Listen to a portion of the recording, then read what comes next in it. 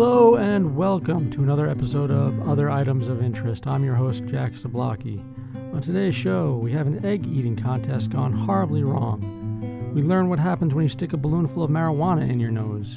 And finally, brain-to-brain communication. How does it work?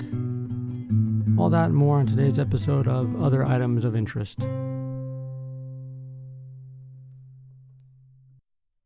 Hello and welcome to another episode of Other Items of Interest. I'm your host, Jack Zablocki. So, I mentioned last week we were waiting to get on Pandora, and it is on Pandora now. The podcast is. Why I'm talking like Yoda, I do not know. I guess it went live maybe Sunday. That's when I noticed it was up. It's brought in a lot of traffic, which has been nice, and I'm very grateful for that. So check it out on Pandora if you'd like. If you listen to Pandora, just search Other Items of Interest. It'll come up. Other than that, for that news, I got nothing. Last week, we did a story on irate mothers who did not like the fact that a school played a song called the Muffin Song about a suicidal muffin. Even the news article called the song a song about suicide. I hadn't listened to the song. I just wanted to do the story. I have listened to the song since, and it is so innocuous. It's embarrassing that anybody was angry over this muffin song. The muffin was made to be eaten, and he wants to be eaten, and that's why he wants to die, die, die, as the song goes. It's a catchy little tune. Search it on YouTube, Muffin Song. Yeah, that's it for that song. It's nothing to be scared of. Our children aren't listening to songs about suicide. They even mention in the song,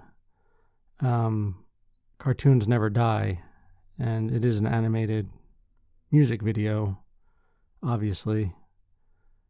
They didn't get a real muffin to act out the lyrics. But yeah, cartoons never die. That is true. So the muffin is not going to die. He's going to come back in another form of some sort, reassemble in somebody's stomach, or poop, I guess. Why not? And live a long, happy muffin life. So I thought that was an interesting update for that. I'm not doing too well today. I have a splitting headache. I've been getting migraines, which are not fun. If any of you suffer from migraines, I feel for you. It's not just the migraine, but it's the echo of the migraine days later, where it's just a nagging, painful headache. I take Excedrin for that. And I knew this about Excedrin before, but I was reminded when I went to the store to pick up some more. I was looking at all the different types of Excedrin medications they have on the shelf. And there's Excedrin for women, Excedrin migraine, Excedrin ultra, Excedrin for lost limbs. But if you check the back of the box, compare two boxes of different brands, different types of Excedrin, you'll notice that the ingredients are exactly the same. All Excedrin products have the same ingredients, same amounts. Weird marketing ploy, I guess, but maybe it works. I don't know. So there's that little interesting tidbit of information for you. Another item of interest, if you will. We have a pretty decent show for you today. I'm going to start off with an update about the Biological Resource Center. We've covered that a couple of times. It was a place in Phoenix, Arizona, that took donated dead bodies and sold them off to universities or medical researchers or even the Army for testing and whatnot. The place was Biological Resource Center. It was run very shoddily.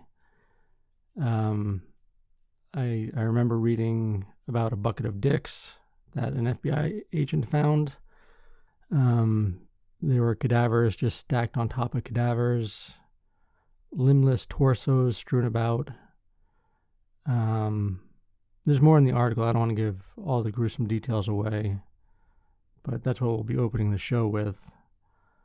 The rest of the show is just some of the usual nuttiness that we cover.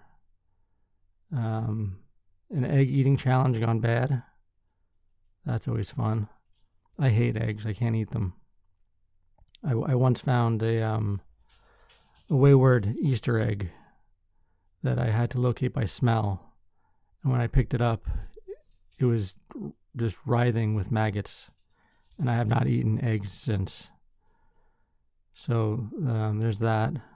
And some other general nuttiness and dumb criminals. Then the second half of the show, we get into the weirder news. UFO sightings and last story of the show. Scientists demonstrate direct brain-to-brain communication, which is exciting. So with that, I think we should get started and get on with the show. What do you think? I think that's a good idea.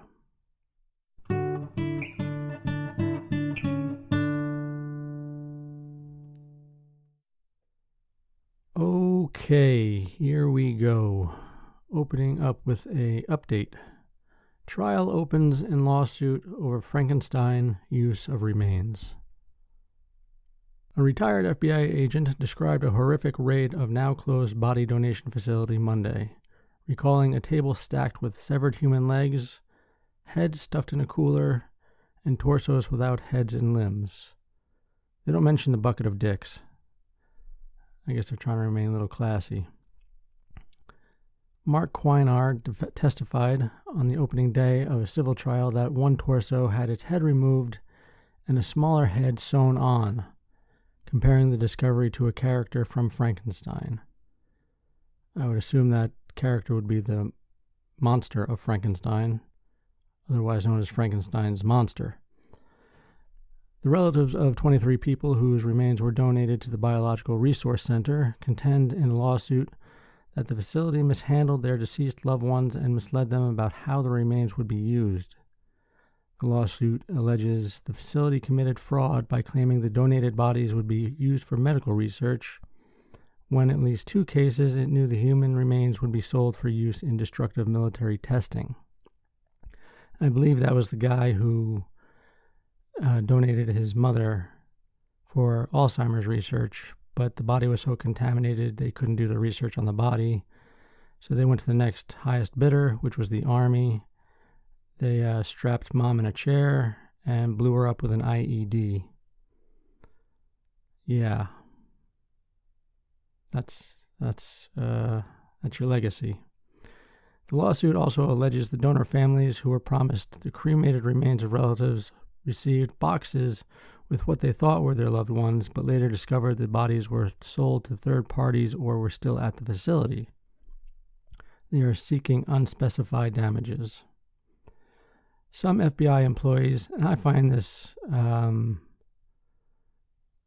amazing. Some FBI employees who wore hazardous material suits and breathed through respirators during a 2014 raid of the facility had to undergo counseling, Quinar said.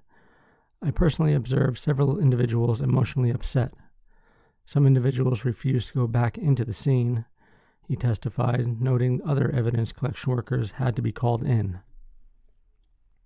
Cadaver donation companies distribute remains to universities, medical device manufacturers, and drug companies.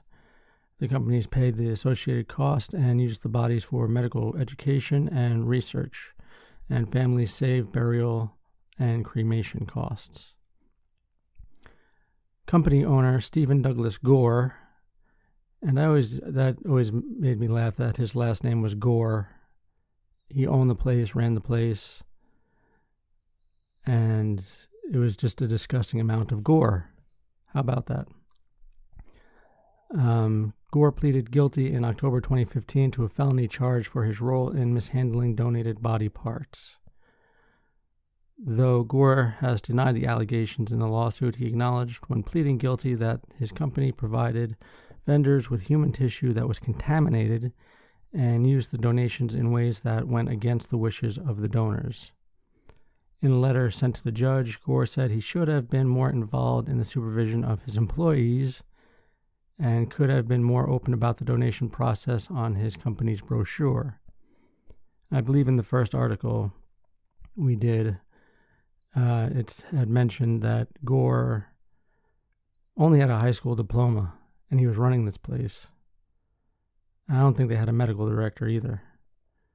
He never thought of hiring a medical director to do the real work that he was doing by getting old books and using the internet to figure things out. During opening statements Monday, Gore attorney Timothy O'Connor said the facility's clients signed consent forms granting permission to dissect donated bodies and that it was legal for the facility to make a profit. Every single donor or a family member signed one of these consent forms, O'Connor said. O'Connor's kind of a bastard.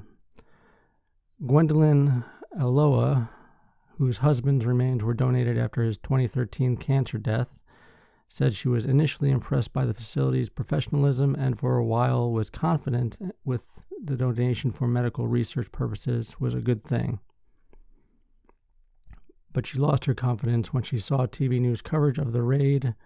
Yeah, that'll make you lose confidence when you see a raid of the company you're donating a loved one to. I thought they were on the up and up, that things were sanitary for starters. Then there are all these people in hazmat suits.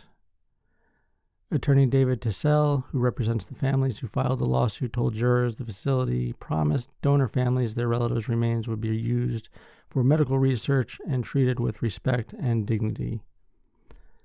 Tissell said the families weren't told the bodies would be cut up, sold to third parties for profit, and used in ways that the families wouldn't have approved of. He showed jurors the business price list, noting a torso without a head went for $4,000. I don't know, $4,000, you should get the head too. This is a case about honesty, dignity, and respect owed to a loved one, Tissell said. And that's that.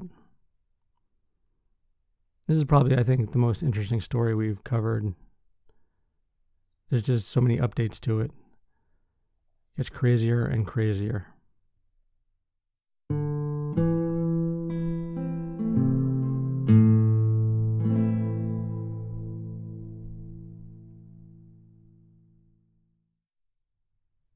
And now some dumb criminals. Man stole electric shopping cart, drove it to bar to avoid DWI. From WBRZ.com. A Livingston Parish man was arrested Sunday after he allegedly stole an electric shopping cart from a Walmart because he thought it would save him from getting a DWI. The Terrebonne Parish Sheriff's Office says it responded to a bar along Corporate Drive in Houma around midnight after getting a report that someone had shown up in the parking lot riding a stolen cart. Deputies found the cart parked between two other vehicles in the bar's parking lot. Deputies soon confronted 32-year-old Bryce Williams of Denham Springs, who was suspected of taking the cart for a joyride. Williams admitted to stealing the cart from the nearby Walmart, saying he had come from another bar and feared he would get arrested for DWI if he drove his own vehicle to the bar on Corporate. Williams was booked on one count of unauthorized use of a movable. They call it a movable. His bond was set at $2,500. Seems like a good idea. It does, if you're drunk. Borrow. I don't know if he stole it or if he borrowed it. He might have returned it. I like to think the best of people, but whatever. From Newsweek.com, Cool Hand Luke eating challenge kills man after 40-second egg. If you don't know what Cool Hand Luke was, it was a Paul Newman movie. The guy who makes salad dressing. He was an actor. Why they're using that reference, I don't know. It's a very old reference. Let's get on with the article. Gulf News reports that Subhash Yadav, 42, died after attempting to eat 50 eggs in the Jampur district of Uttar Pradesh, India on Monday. That makes me want to vomit, the idea of eating 50 eggs. I can't eat one egg. Oh, God, I'm not going to be able to get through this. According to police, Yadav and a friend were at the, Bibiganj market, I hope I said that right, getting a bite to eat when the two began to argue. The subject of their conflict is unknown, but it somehow escalated into Yadav betting his companion 2,000 rupees, a little over $28, that he could down 50 eggs then and there. The duo purchased 50 hard-boiled eggs from a vendor, and Yadav set to it. We don't have hard-boiled egg vendors in America here. And I'm glad. That would stink. He was making good time up until his 41st egg. When he popped the 42nd into his mouth, he fell unconscious. He was rushed to a local clinic and then taken to the Sanjay Gandhi Postgraduate Institute of Medical Sciences. Yadav never regained consciousness and died a few hours later. Doctors ruled that Yadav's death was due to overeating. His family has not released a statement on the incident. Weighing in at approximately 6 pounds, 50 eggs is significantly more volume than the average human stomach can accommodate without discomfort. And they do have the clip of the egg eating contest from Cool Hand Luke on the Newsweek site. You can find that through the show notes at www.otheritemsofinterest.com. Look for this article, and then you can watch the video. It's a good clip. I'd recommend watching it. The egg eating challenge was reminiscent of a scene in 1967 Paul Newman film Cool Hand Luke, which tells the story of a World War II veteran at odds with the world who is jailed for sawing parking meters off their posts. After being sentenced to 2 years on a Florida chain gang, Luke wins the respect of his fellow prisoners through a series of rebellious acts. Most iconic is the scene where he's challenged to consume 50 hard-boiled eggs in an hour, a task which pushes him to his physical limit. Competitive eating, especially eggs, has been responsible for numerous deaths.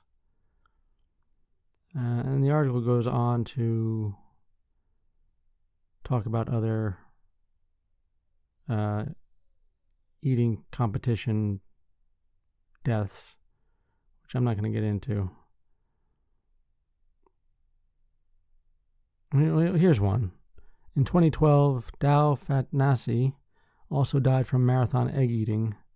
Fatnasi was challenged by his friends to down 28 raw eggs in a single go, according to news.com.au. He managed to complete the task, but began feeling pains in his stomach and was taken to the hospital, where he was declared dead on arrival.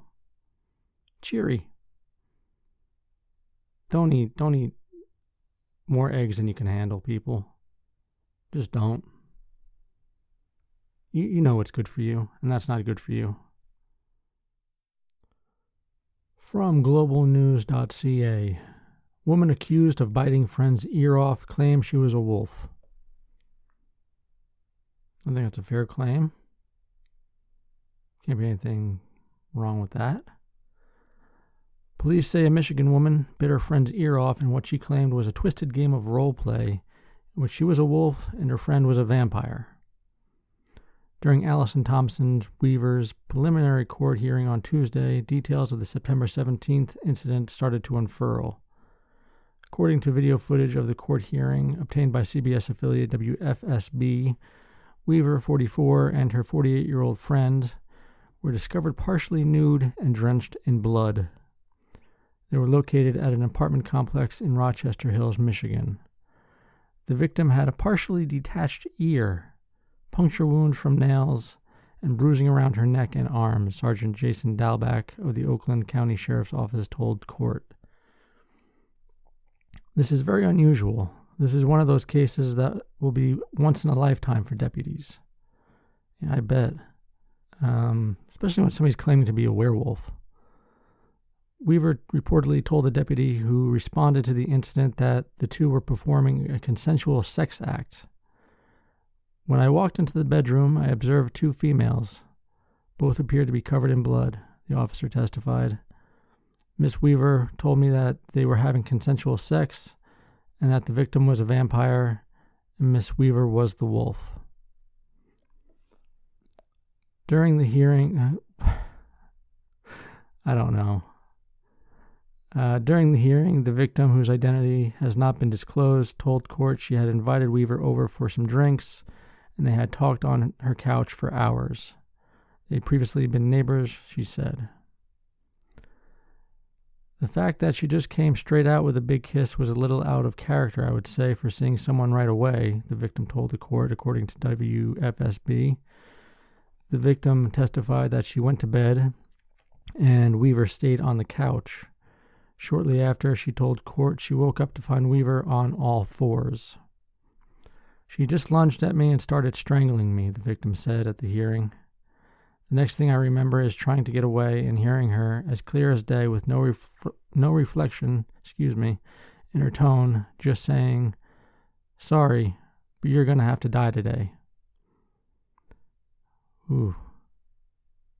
Chilling. On the day of the incident, the Oakland County Sheriff's Office shared a link to an article covering the story. To say our deputies in the jail and on the road deal with some bizarre and dangerous situations is an understatement, the Sheriff's Office wrote. According to local broadcast station WXYZ, Weaver is facing charges of assault with intent to do great bodily harm, assault with intent to maim, strangulation, and second-degree criminal sexual misconduct. The station reports that at the time of the incident, deputies said Weaver appeared to be under the influence of drugs and alcohol. Imagine that.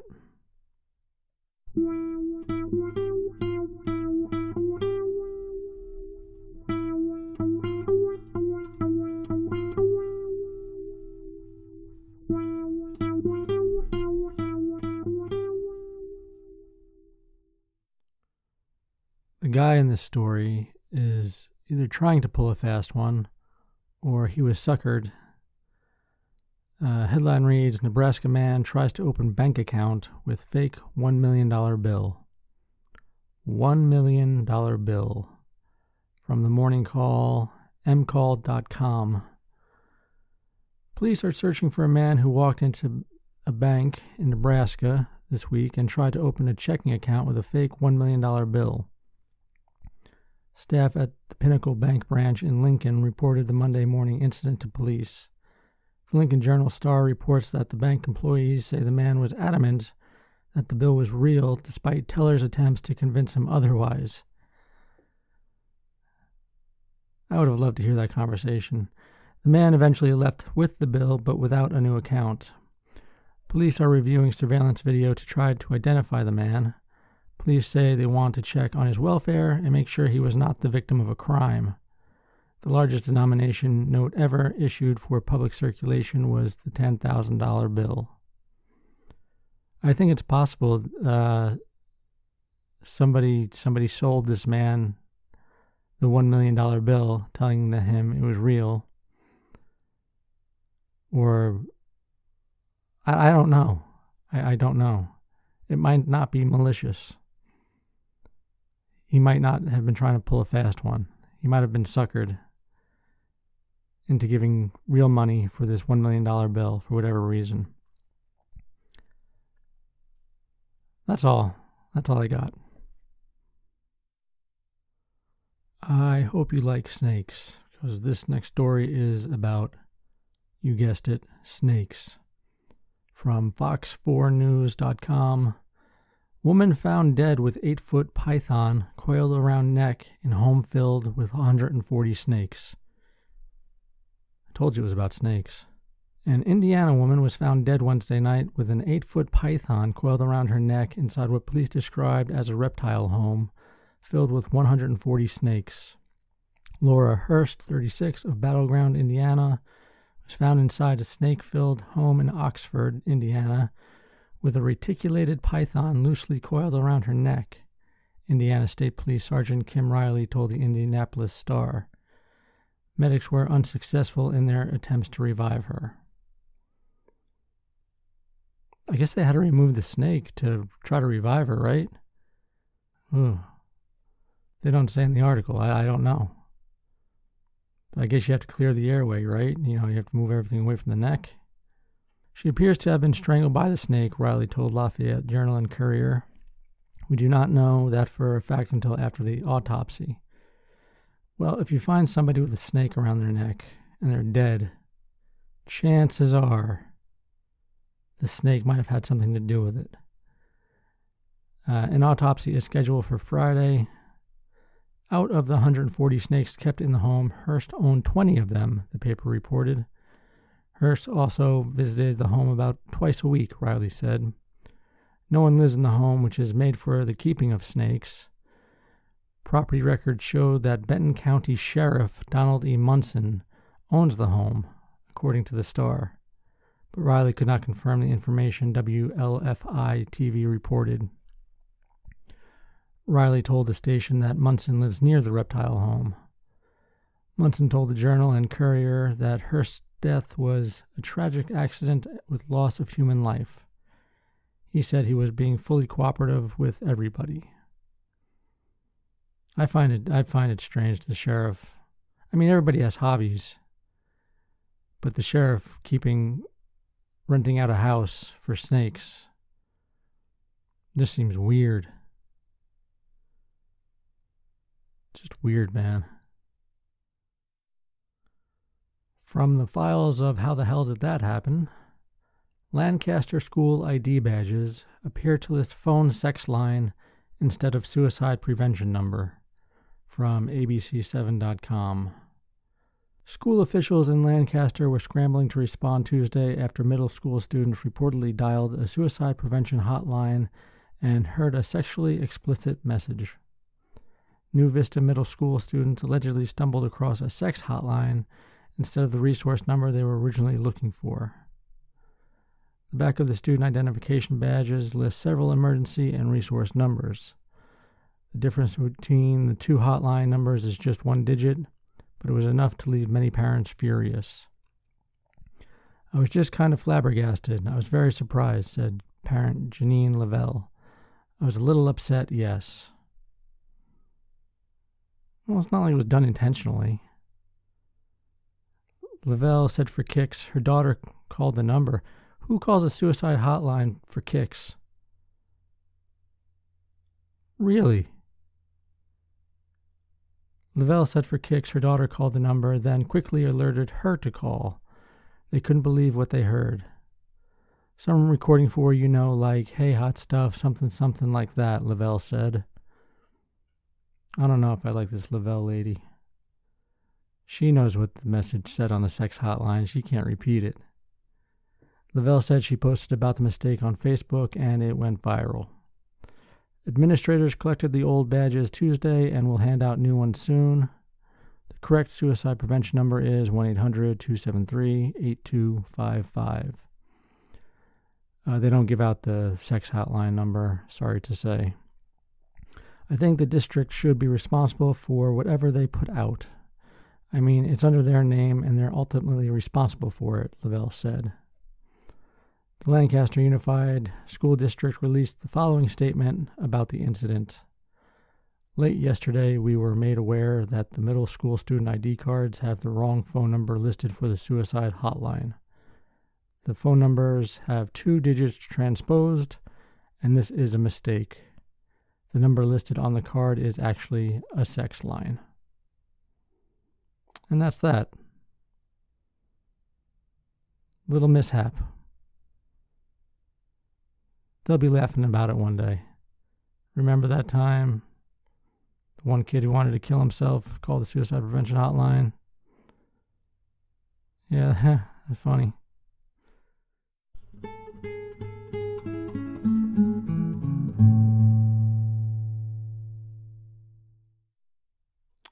From UPI.com, marijuana-filled balloon was inside man's nostril for 18 years. What? A team of Australian doctors said they removed a marijuana-filled balloon from inside the nose of a man who inserted the object into his nostril 18 years earlier.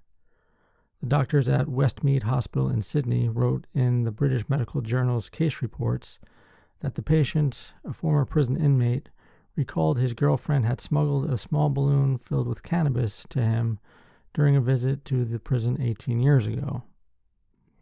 The man said he inserted the balloon into his right nostril to evade detection. Despite effectively smuggling the package past the prison guards, he then accidentally pushed the package deeper into his nostril and mistakenly believed he had swallowed it. The doctors wrote in a report which was titled, "A Nose Out of Joint." Get it? Joint? Marijuana? It's a joke. It's funny. The doctor said the man, now 48, had the balloon in his nose for 18 years before years of sinus infections, nasal obstructions, and related headaches led him to seek medical attention.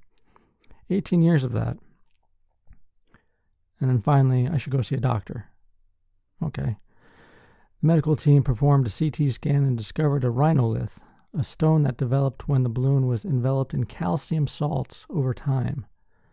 The rhinolith was removed, and doctors discovered it contained a balloon filled with decaying plant matter. The man then recalled the cannabis smuggling incident and recounted the object's origins to the doctors. The team said the case marked the first reported case of prison-acquired, marijuana-based rhinolith.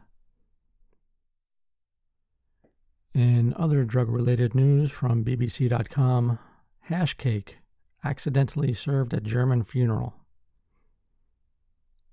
That's a whoops. It's a good way to end a funeral, though, I would say. 13 funeral goers at a restaurant in Wiethagen experienced nausea and dizziness after eating the cake.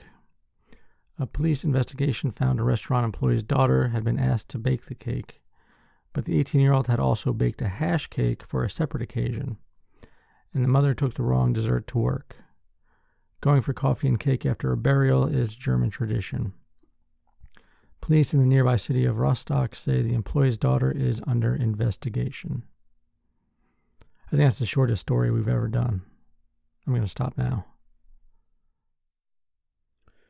This article is going to have a lot of names I cannot pronounce. I'm going to try my best, but feel free to laugh at my pronunciation. I don't mind. From KUTV.com, KUTV Channel 2, 11-year-old Zimbabwe girl wrestles crocodile, gouges out its eyes to save friend. Story of heroism. A young girl wrestled with a crocodile and gouged its eyes out to save her friend from the reptile's clutches in Zimbabwe. According to the Sunday News, a local newspaper, 11-year-old Rebecca Munka... See, there we go. These names. Munkambwe? Oh my goodness. We're going to call her Rebecca. Of Hwenge Town, was a hero to a 9-year-old friend Latoya, who was attacked by a crocodile while swimming with friends in a stream in Cinderella Village. And I'm just pronouncing that as it's written, Sinderela, Cinderella. The newspaper reported that shortly after coming out of the water, Rebecca was alerted by screams of help coming from the stream, and says Latoya was struggling to stay above the water surface and was being pulled away, and her instincts told her she should help. So she quickly jumped back into the water and found that her friend was being pulled by the large reptile, which had a grip on her hand and leg. According to the Sunday News, Rebecca mounted the crocodile and started gouging out its eyes until it loosened its grip on Latoya. She then helped her friend out of the water. The Sunday News then traced the preteen heroine, and she narrated to the publication how despite fighting the crocodile and saving her friend, she didn't sustain any injuries. We had just left the water when we heard Latoya, who was left alone swimming near the neck-deep zone, screaming that something was biting her hand, Rebecca told the Sunday News. Since I was the eldest among the other 7 children, I felt the urge to save her. So I jumped into the water and swam to where she was struggling to float. She was screaming in pain that something was biting and pulling her under. She then stated that once she got close to Latoya, she noticed that the animal had its jaws locked on her thigh. Rebecca continued, I jumped on top of the crocodile and started beating it with my bare hands before using my fingers to poke its eyes until it released her. Once she was free, I swam with her to the banks where the other children pulled her out of the water. The crocodile, fortunately, did not attack us after it led off Latoya. The Sunday News also visited the local St. Patrick's Hospital where Latoya was treated, but the hospital's administrator stopped the newspaper from seeing her. However, a nurse who remained anonymous spoke to the Sunday News and said she was lucky to have escaped with mild injuries as the crocodile didn't fracture any bones.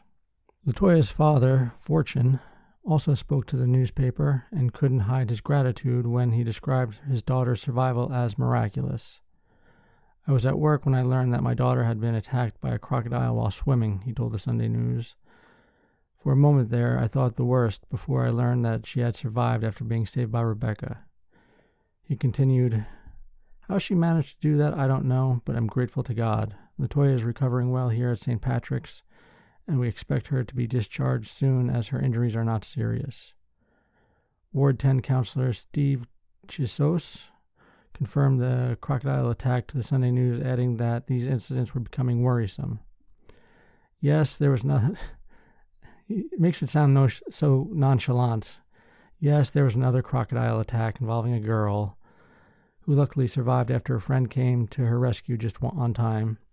He stated, I spoke to the father who told me that she was receiving treatment at St. Patrick's.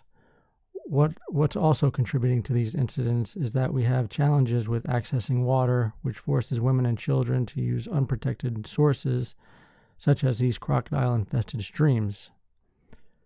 Women are usually accompanied by their children who get naughty and end up swimming in these water bodies. I appeal to Zim Parks to remove these reptiles before they cause serious harm or death. Hwenge Police and Zim Parks spokesman Tinashe Farawo, Tinashe, that's what we're going with, stated they were yet to receive the report of the attack. According to the Sunday News, this incident brings the number to 3 attacks, mostly children, who've been attacked in the stream, which is a tributary of the Dika River. The stream, which has a continuous flow, gets most of its water from the Zimbabwe Power Company effluent and goes through various treatment stages before passing the area en route to the Dika River, stated the publication. The newspaper also stated sometime this year a 21-year-old man was attacked and killed by a crocodile while fishing at a disused pit that filled with water in I can't even read that name. You can check the show notes at www.otheritemsofinterest.com, and you can figure out all these words for yourself.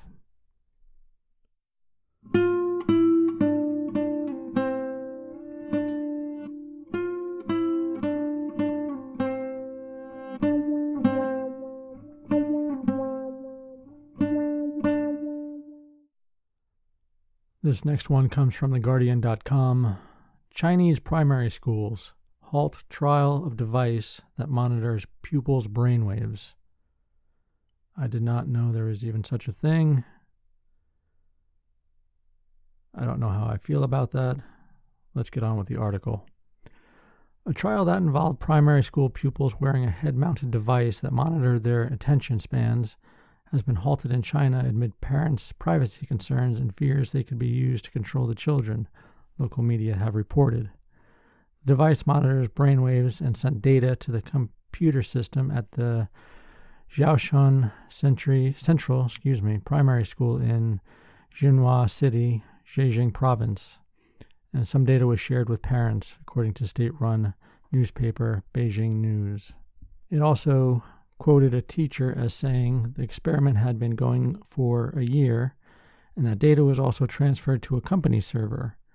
Students had reported no side effects from the device, the teacher named Zhang said, and the full data was not shared with parents. All we are doing is providing some assistance for the students to see how much they are paying attention, Zhang said. Because the data is transferred to the teacher, the students will concentrate more than usual, and we've indeed seen some improvements. The U-shaped device, which sits across the forehead, was reportedly developed by U.S.-based company BrainCo and local Chinese partner company Zhejiang BrainCo Technology Co. Limited, co-founded by Kong Xiaojin. I don't know if that's right. A former PhD student at the Harvard Center for Brain Sciences and a one-time student of the primary school. A representative from the Chinese partner of BrainCo, also named Zhang, told Beijing News the students wore the device twice a week for 30 minutes at a time and used them for concentration training courses. With many children across China using smartwatches, mobile phones, and other devices that track location and personal information, parents are becoming increasingly concerned about how that data is used and who can access it. A regulation on protecting children's online information issued by China's Cyberspace Administration went into effect on October 1st and calls for information to be encrypted, parental consent for collecting, transferring, or using that information, and establishing user agreements. After-hours calls to BrainCo on Friday were not answered, and company representatives did not immediately respond to other requests to comment. Why after-hours calls? Nobody's going to be there. Maybe a janitor. That's not who you want to talk to. Yang Zhangpeng, director of Zhejiang BrainCo Technology Public Relations, told The Guardian, "I'm not sure why the government has barred the use of the bands, but it might be partly due to media pressure. And it might be unethical. Could be, maybe, possibly. Currently, this is the only school in China that's been using them. The products are more widely used in the U.S., but since Kong was once a student of that school, he decided to donate some of these headbands out of gratitude for his alma mater, with no ill intention. The data collected will only be stored at the school's database, not even the company's, nor do we share these data with parents. Even teachers can only view the average numbers instead of those of specific individuals." Yeah, I don't know if I want my kid wearing a headband that's reading his brainwaves. It's not necessary. Right? Am I right? Am I wrong? Let me know. Because I'd like to know. This is new ground we're covering here. This is a story I've always wondered about myself. From the dailystar.co.uk, NASA could leave dead astronauts to orbit Earth like space junk. What happens when an astronaut dies in space? What do they do? Even astronauts have claimed they don't know what the death protocol is in space. In his book, An Astronaut's Guide to Life on Earth, Colonel Chris Hadfield recalls a NASA training exercise called a death sim. Colonel Hadfield had the bizarre experience of listening to his colleagues argue about what to do with his corpse. He wrote, "There are no body bags on station, so should we shove it in a spacesuit and stick it in a locker? But what about the smell? Should we send it back to Earth on a resupply ship and let it burn up with the rest of the garbage on re-entry? Jettison it during a spacewalk and let it float away into space?" Luckily, so far no astronauts have died while working on the International Space Station, ISS, with all space-related fatalities happening during launch or landing. But as traveling through space becomes commonplace and we head out on 3-month trips to colonize Mars, death in space becomes inevitable.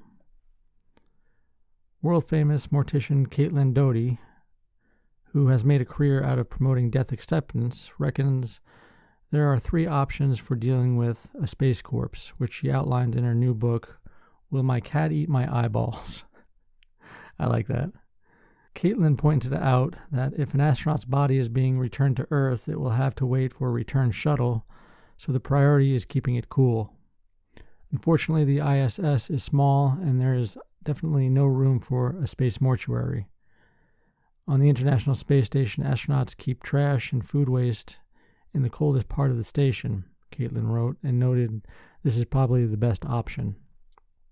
It's not the most fun one, though. I'll tell you that. We're getting to some morbid stuff. However, stuffing a fallen space hero in with the rubbish is not the best public relations move, she added. Caitlin said that in 2005, NASA collaborated with Swedish company Promessa to design a body back prototype system. In the system, the body would be thrust into the shuttle's airlock, which is almost absolute zero at negative 270 degrees Celsius. After an hour, the frozen corpse would be vibrated by a robot arm for 15 minutes, turning it into chunks, which would then be dehydrated, turning the astronaut's body into a lightweight powder. Caitlin said this powder could then be given to the grieving family just like you would a very heavy urn of cremated remains. It could be simpler to leave the body outside the space shuttle. After all, burial at sea has always been a respectful way to put sailors and explorers at rest, plopped over the side of the ship into the waves below, Caitlin wrote. Unfortunately, space corpses don't vanish into the void like in Hollywood movies. Caitlin said the corpse would most likely just follow the same orbit as the shuttle. This perversely would turn her into a form of space trash, she said. Even worse, Caitlin said the astronauts would have to pass the orbiting corpse on every trip, like mountain climbers walking past frozen bodies on the way up Everest. On the plus side, Caitlin said that if the gravity of a planet eventually pulled a dead astronaut in, they'd get a free cremation. What if the body was ejected in a capsule? There would be the smallest small possibilities, Caitlin wrote, that the pod would land on some distant exoplanet where it cracked open on impact, leaving the microbes in the dead body to create life on a new planet. That would be awesome. It's time for a UFO story, my favorite. From nzherald.co.nz, the New Zealand Herald. Mystery remains 50 years after Hawke's Bay UFO visit. And right up top we have a sketch of what was seen. Prominent UFO sighting in central Hawke's Bay half a century ago remains a mystery despite what became common acceptance of its authenticity. The sighting at close quarters was made 50 years ago on Wednesday by security officer John Cudby during his rounds at the Wapakiro, I'm not saying that right, aerodrome. Following up suspicions, a loose dog was on the grounds and concerns about sheep that appeared to have been herded into the corner of a paddock. The now late Cudby had, on later reflection, had his awareness of something less natural aroused when he heard a humming similar to that of a vacuum cleaner. With his own dog growling and spotting unusual reflections in the windows of the hangar, he turned to see 3 lights, 2 green separated by a red light, coming from something that appeared to be hovering about 20 meters above the ground. The humming appeared to be also coming from the large object in the air. Cudby ran to his vehicle and grabbed a light, which he managed to play on the object. As the humming increased to a louder whining and he became aware of the size of the suspended object, he estimated it to be at least 20 meters across. It's about 60 feet. It's pretty big. It tilted towards me and shot up into the sky at an angle, he wrote in a report reproduced in later UFO research. The windsock on top of the hangar started rotating very fast and squeaking, and I was distracted by this, but suddenly the sock stood straight out from the pole and then dropped as if it was cut with a knife. Cudby said he ran behind the hanger, but the object had vanished. He then measured 19 paces where the air above the ground appeared warm, immediately below where he estimated the object had been hovering. The grass on one hand was warm, on the other it was wet. He then headed for the police station to report the incident, assessing the object had headed in the direction of Pecora, I believe. I'm doing terrible with the names today. Remember, I have a headache. I'm not doing too well. But these words, they don't want to pronounce properly from my mouth. Pecora, Jesus Christ, it headed in the direction of that town, to the southwest of the town, in the direction where two farming families reported they had heard what thought was a jet passing over, or even closer, in trouble and looking for somewhere to land. A farmer, apparently not linked to the two, who heard the jet-sounding noise, was to reveal his sheep had been unusually disturbed about the same time, and a visitor to Hawke's Bay, driving State Highway 2 over Pecora Hill towards Waipukura,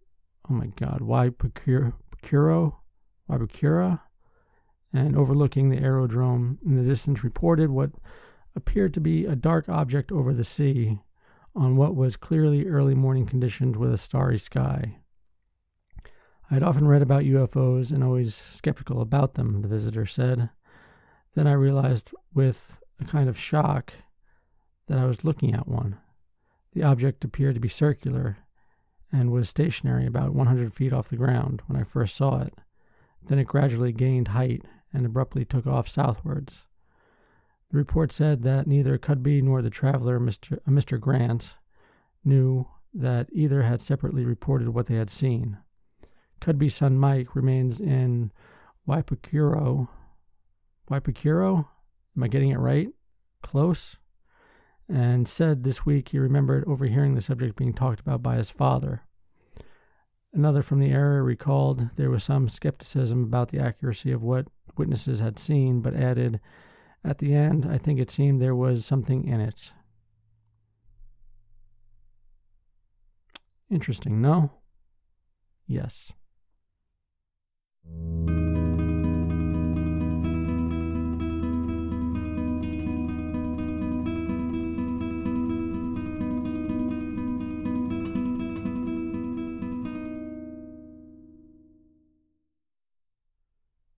And here we are with our last story of the show from scientificamerican.com.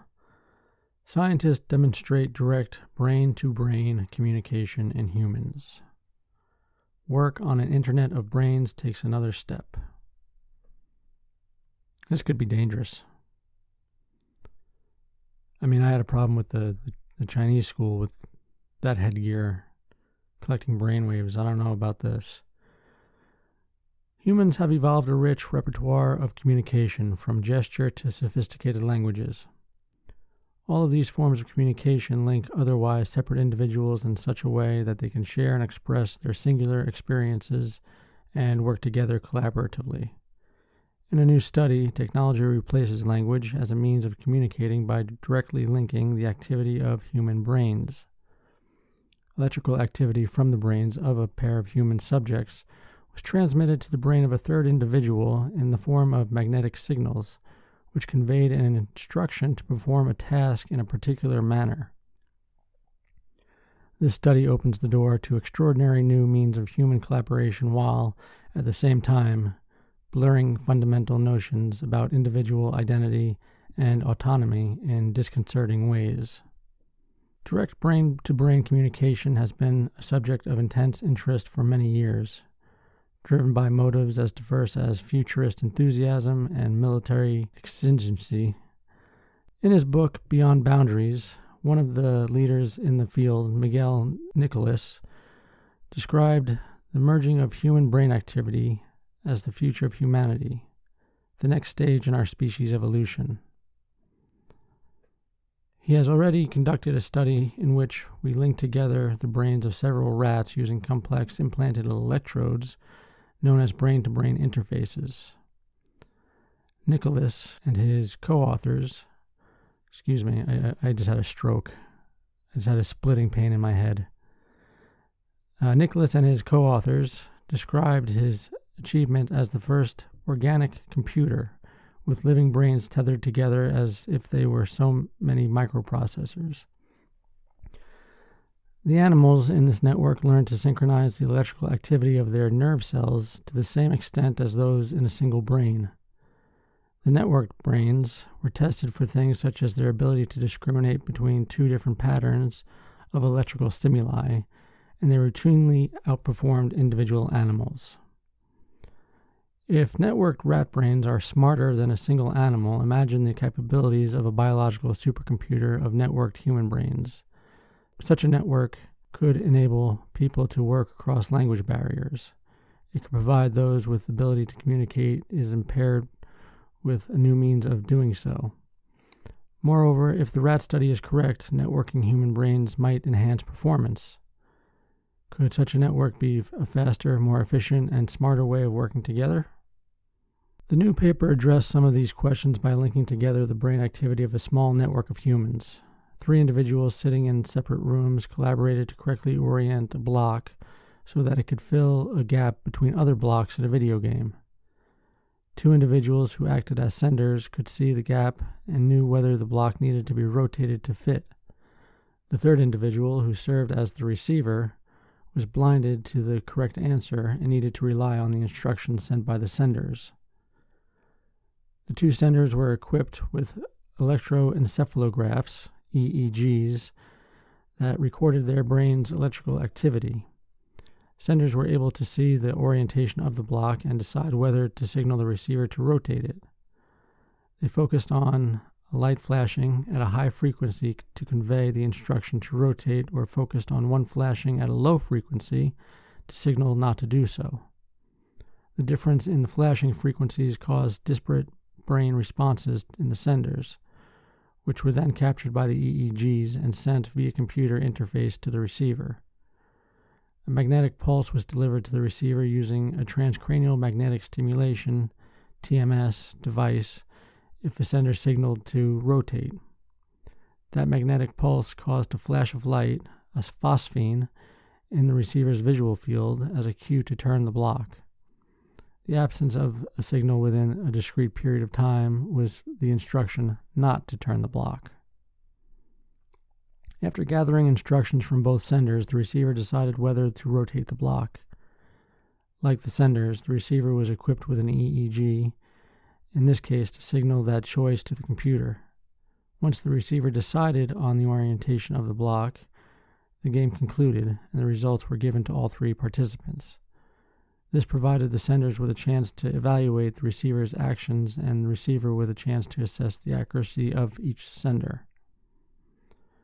The team was then given a second chance to improve its performance. Overall, 5 groups of individuals were tested using this network, called the BrainNet, and on average they achieved greater than 80% accuracy in completing the task. That's pretty good. In order to escalate the challenge, investigators sometimes added noise to the signal sent by one of the senders. Faced with conflicting or ambiguous directions, the receivers quickly learned to identify and follow the instructions of the more accurate sender. This process emulated some of the features of conventional social networks, according to the report. The study is a natural extension of work previously done in laboratory animals. In addition to the work linking together rat brains, Nicholas' laboratory is responsible for linking multiple primate brains into a brain net, not to be confused with the brain net discussed above. It's spelled slightly differently, if that matters to you, in which the primates learn to cooperate in the performance of a common task via brain-computer interfaces, BCIs. This time, 3 primates were connected to the same computer with implanted BCIs and simultaneously tried to move a cursor on to a target. The animals were not directly linked to each other in this case, and the challenge was for them to perform a feat of parallel processing, each directing its activity toward a goal while continuously compensating for the activity of the others. Brain-to-brain interfaces also span across species, with humans using non-invasive methods similar to those in the BrainNet study to control cockroaches or rats that had surgically implanted brain interfaces. In one report, a human using a non-invasive brain interface linked via computer to the BCI of an anesthetized rat was able to move the animal's tail, while another study, a human controlled a rat as freely as moving a cyborg. The investigators in the new paper point out that it is the first report in which the brains of multiple humans have been linked in a completely non-invasive manner. They claim that the number of individuals whose brains could be networked is essentially unlimited. Yet the information being conveyed is currently very simple, a yes or no binary instruction. Other than being a very complex way to play a Tetris-like video game, where could these efforts lead? The authors propose that information transfer using non-invasive approaches could be improved by simultaneously imaging brain activity using functional magnetic resonance imaging, fMRI, in order to increase the information a sender could transmit. But fMRI is not a simple procedure, and it would expand the complexity of an already extraordinarily complex approach to sharing information. The researchers also propose that TMS could be delivered in a focused manner to specific brain regions in order to elicit awareness of particular semantic content in the receiver's brain. Meanwhile, the tools for more invasive and perhaps more efficient brain interfacing are developing rapidly. Elon Musk recently announced the development of a robotically implantable BCI containing 3,000 electrodes to provide extensive interaction between computers and nerve cells in the brain. While impressive in scope and sophistication, these efforts are dwarfed by government plans. The Defense Advanced Research Projects Agency, DARPA, has been leading engineering efforts to develop an implantable neural interface capable of engaging 1 million nerve cells simultaneously. While these BCIs are not being developed specifically for brain-to-brain interface, it is not difficult to imagine that they could be recruited for such purposes. Even though the methods used here are non-invasive and therefore appear far less ominous than if a DARPA neural interface had been used, the technology still raises ethical concerns, particularly because the associated technologies are advancing so rapidly. For example, could some future embodiment of a brain-to-brain network enable a sender to have a coercive effect on a receiver, altering the latter's sense of agency? Could brain recording from a sender contain information that might someday be extracted and infringe on that person's privacy? Could these efforts at some point compromise an individual's sense of personhood? This work takes us a step closer to the future Nicholas imagined, in which the words of the late Nobel Prize-winning physicist Murray Gell-Mann, I can't believe I did that. He said, thoughts and feelings would be completely shared with none of the selectivity or deception that language permits. In addition to being somewhat voyeuristic in the pursuit of complete openness, Nicholas misses the point. One of the nuances of human language is that often what is not said is as important as what is. The content concealed in privacy of one's mind is the core of individual autonomy. Whatever we stand to gain in collaboration or computing power by directly linking brains may come at the cost of things that are far more important. How about that? Very exciting, a little scary. I'd like to see more of this research done and see where it goes. In any case, we've come to the end of the show, and we're going to say bye-bye. So bye-bye, everybody. You can check us out on the internet at www.otheritemsofinterest.com. You can email us at otheritemsofinterestpod@gmail.com. You can see us on Instagram at otheritemspod and on Twitter at otheritem. So, we've learned plenty today. My head is killing me, so I bid you farewell. Auf Wiedersehen. Sayonara. And cue the music.